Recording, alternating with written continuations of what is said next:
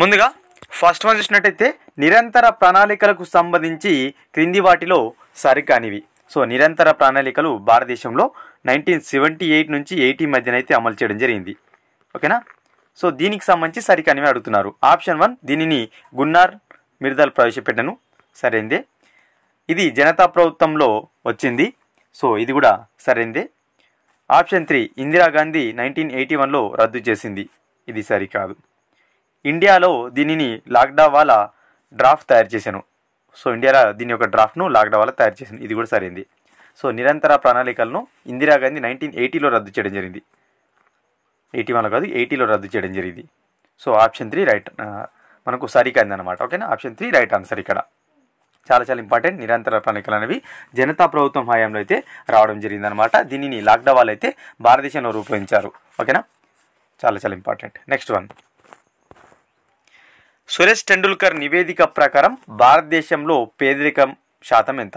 So Suresh Tendulkar ఏదైతుందో ఈ నివేదిక ప్రకారం భారతదేశంలో ఎంత శాతం పేదరికం ఉందని అడుగుతున్నారు. చాలా చాలా important bit. Option 1 41.8%, option 2 25.7%, option 3 37.2%, option 4 27.5%. Suresh Tendulkar నివేదిక ప్రకారం భారతదేశంలో పేదరికం ఎంత శాతంగా ఉందంటే 37.2% ఉంది. 37.2% అయితే పేదరికం ఉంది. ఎవరి నివేదిక ప్రకారం? సురేష్ టెండూల్కర్ నివేదిక ప్రకారం. చాలా చాలా important. Option 3 right answer. Next one, దేశీయ ఆర్థిక వ్యవస్థను ప్రపంచ ఆర్థిక వ్యవస్థతో అనుసంధానం చేయుటను ఏమంటారు? సో మనకు ఈ ఎకనామీలో చూసుకున్నట్టయితే డెఫినేషన్స్ కూడా చాలా ఇంపార్టెంట్ అనమాట. సో దేశీయ ఆర్థిక వ్యవస్థ ఏదైతే ఉందో ఇది మనకు ప్రపంచ ఆర్థిక వ్యవస్థతో అనుసంధానం చేయడం అనేది ఏమంటారంటే ప్రపంచీకరణ, ప్రైవేటీకరణ, సరళీకరణ, పెట్టుబడుల ఉపసంహరణ. ప్రపంచీకరణ అంటాం. ఓకేనా. మన దేశీయ ఆర్థిక వ్యవస్థ ఏదైతుందో ఈ ఆర్థిక వ్యవస్థను ప్రపంచ ఆర్థిక వ్యవస్థతో అనుసంధానం చేయడంను ప్రపంచీకరణ అంటారు. సో మనకు ఆ డెఫినేషన్లో ఉంది ప్రపంచ ఆర్థిక వ్యవస్థతో అనుసంధానం చేయడం, ప్రపంచీకరణ. Option 1 right answer. Next one, Garibi Hatao నినాదాన్ని ఏ పంచవర్ష ప్రణాళికలో ఇచ్చాను?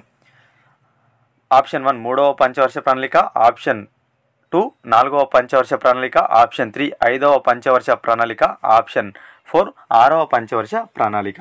సో మనకు ఈ గరీబీ హఠావో నినాదాన్ని అయితే ఇందిరాగాంధీ ఇచ్చిన సంగతి తెలిసిందే. సో ఎప్పుడు ఇచ్చారు అని అడుగుతున్నారు. చాలా చాలా ఇంపార్టెంట్. 2000 మనకు ఏదైతే 17 గ్రూప్ 2 ఉందో అందులో అడగడం జరిగింది. సో ఈ గరీబీ హఠావో నినాదాన్ని 4వ పంచవర్ష ప్రణాళికలు ఇవ్వడం జరిగింది, కానీ అమలు చేసింది 5వ పంచవర్ష ప్రణాళికలో. చాలా చాలా ఇంపార్టెంట్. ఇక్కడ ఇచ్చింది అడిగారు, ఎప్పుడు ఇచ్చారు అని అడిగారు. 4వ పంచవర్ష ప్రణాళికలు ఇచ్చారు, ఎప్పుడు అమలు పరిచారని అడిగితే మాత్రం 5వ పంచవర్ష ప్రణాళికని గుర్తుపెట్టుకోండి. సో ఇదే అడిగారు అన్నమాట. 2017 గ్రూప్ 2 ఏదైతుందో మనకు 16 గ్రూప్ 2 తెలంగాణలో. సో ఎప్పుడు అమలు పరిచారని అడిగారు. 5వ పంచవర్ష ప్రణాళిక అమలు పరిచింది, ఇచ్చింది మాత్రం 4వ పంచవర్ష ప్రణాళికలు ఇవ్వడం జరిగింది. ఈ నినాదాన్ని ఎవరిచ్చారు? ఇందిరాగాంధీ ఇవ్వడం జరిగింది. ఓకేనా. నెక్స్ట్ వన్, కేంద్ర ప్రణాళిక సంఘం అనేది ఏంటని అడుగుతున్నారు. సో కేంద్ర ప్రణాళిక సంఘం అనేది ఎటువంటి సంస్థ అని అడుగుతున్నారు. సో మనకు ఆప్షన్ 1 కార్యనిర్వాహక సంస్థ, ఆప్షన్ 2 సలహా సంస్థ, ఆప్షన్ 3 మనకు రాజ్యాంగబద్ధ సంస్థ, ఆప్షన్ 4 స్వాతంత్ర సంస్థ.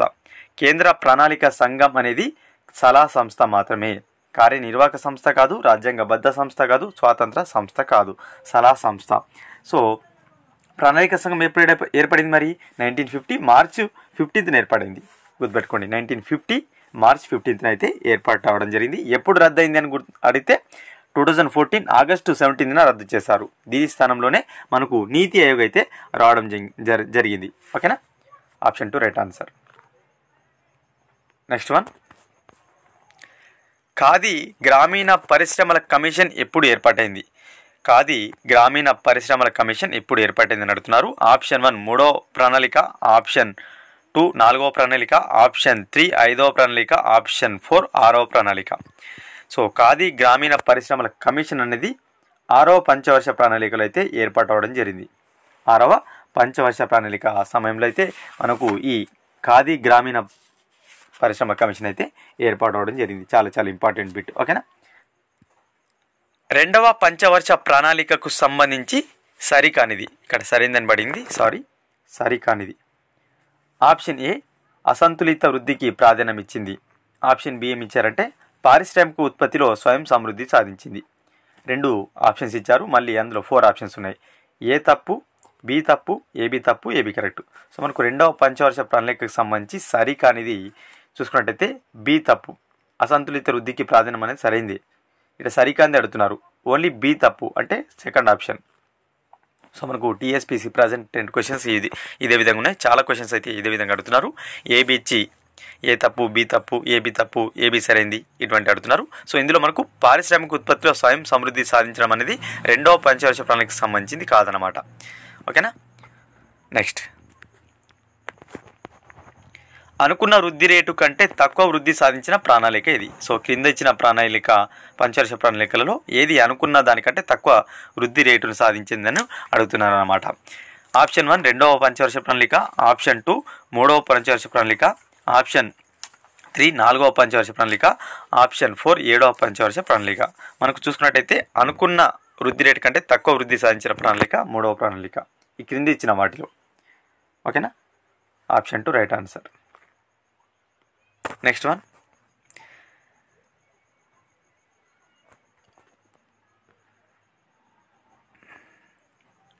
మొదటి తరము ఆర్థిక సంస్కరణలో లేనిది? ఆప్షన్ ఏ పారిశ్రామిక సంస్కరణ, ఆప్షన్ బి శ్రామిక సంస్కరణ, ఆప్షన్ సి వ్యవసాయ సంస్కరణ, ఆప్షన్ డి రాష్ట్రాలకు సంస్కరణలను విస్తరించడం. సో మనకు మొదటి తరం ఆర్థిక సంస్కరణలో లేనిది అడుగుతున్నాడు. ఆప్షన్ 4 ఆప్షన్స్ ఇచ్చాడు. అందులో మళ్ళీ కింద ఆప్షన్ 1 వచ్చేసి BC, option 2 CD, option 3 BCD, option 4 A B C D.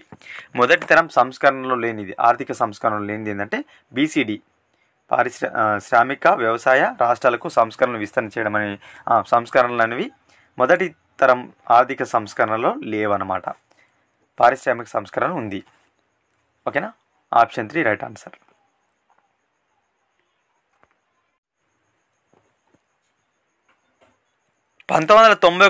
సంస్కరణలు ప్రవేశపెట్టే నాటికి భారత ఆర్థిక వ్యవస్థలో కనపడని లక్షణం ఏమిటి? సో 1991 టైంలో సంస్కరణలు అయితే ప్రవేశపెట్టగా ఆ టైంలో భారత ఆర్థిక వ్యవస్థలో ఎటువంటి లక్షణం కనబడలేదని అడుగుతున్నారు. ఆప్షన్ ఏ దిగుమతులపైన ఆంక్షలు, ఆప్షన్ బి పన్నుల సరళీకరణ, ఆప్షన్ 3 విదేశీ పెట్టుబడులపైన ఆంక్షలు, ఆప్షన్ 4 ప్రైవేటీకరణ. సో మనకు 1991లో సంస్కరణలు ప్రవేశపెట్టే సమయంలో భారత ఆర్థిక వ్యవస్థలో కనపడని లక్షణం ఏంటంటే పన్నుల సరళీకరణ కనబడలేదు. ఇటువంటి లక్షణం లేదనమాట. ఆ టైంకు పన్నుల సరళీకరణ అనే లక్షణం అయితే భారత ఆర్థిక వ్యవస్థలో లేదు. ఇప్పటి నాటికి సంస్కరణలు ప్రవేశపెట్టే నాటికి. Option 2 right answer. చాలా చాలా ఇంపార్టెంట్ బిట్ ఇవి ఫ్రెండ్స్. ఈ వీడియోలో భాగంగా ఇంపార్టెంట్ ఎకనామిక్ బిట్స్. వీడియో కనుక నచ్చినట్లయితే తప్పకుండా లైక్ చేయండి. మరిన్ని ఇంపార్టెంట్ వీడియోస్ మీరు చూడాలనుకుంటే మాత్రం సబ్స్క్రైబ్ చేసుకొని పక్కన ఉన్న బెల్ బటన్ క్లిక్ చేయండి. మరొక ఇంట్రెస్టింగ్ అప్డేట్తో మీ ముందుంటాను ఫ్రెండ్స్.